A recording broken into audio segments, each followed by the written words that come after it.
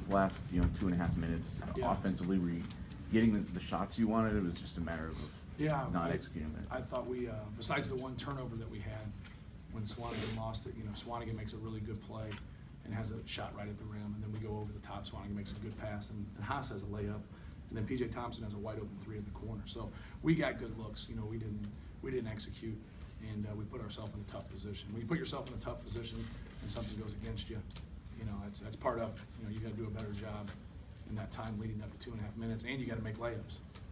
You're getting layups. You got to be able to make those two plays, and then obviously we missed 2 free throws in a row. But with that being said, they allowed us to have a better lead than we should have had in the first half because they missed all their free throws in the first half. So we were very fortunate to kind of be in that position. They ended up being 9 for 18 for the game. So you can take that in consideration also. They shot 67% in the second half. Yeah. What was the challenge there in stopping it? It wasn't just Jock. Right. A Well, bunch of Bohannon, freshmen. I thought that surge right there where Bohannon hit those 2 threes were huge. And obviously Jock got away from us a couple of times, but Jock also made some tough shots.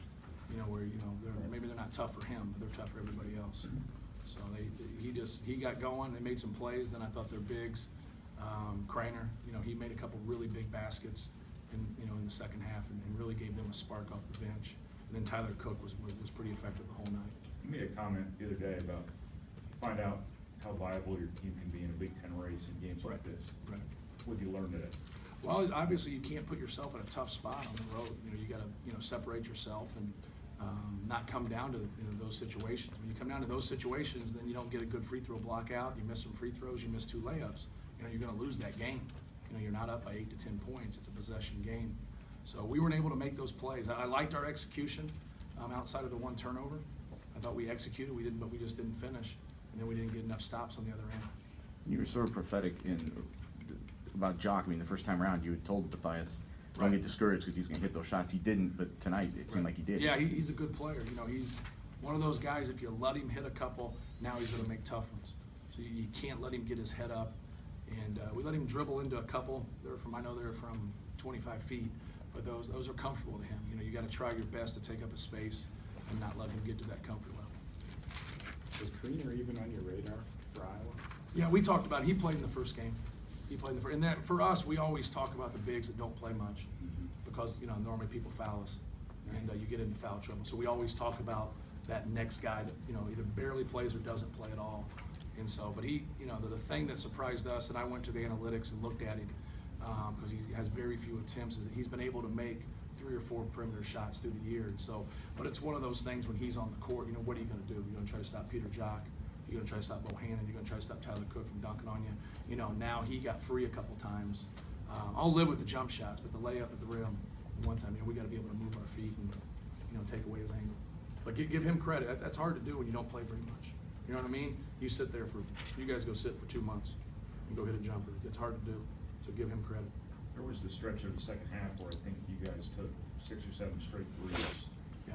I think maybe 1. Right. Any particular reason you couldn't get the ball inside on any of them? Well, they were zoning us, and so they were making it difficult to get it inside.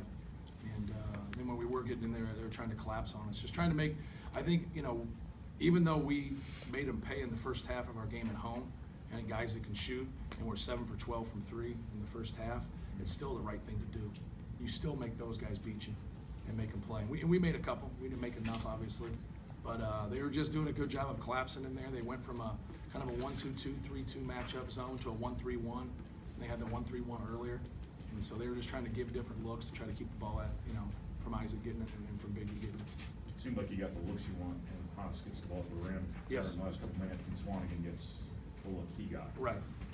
Yeah. Right. It's kind of what you talked about, just getting what you want. Yeah, you got to make it. Yeah. It's a tough ending for Klein. I mean, you get the threes to follow Bohannon. Right. But, the 2 free throws and then whatever happened on the out of bound. Right.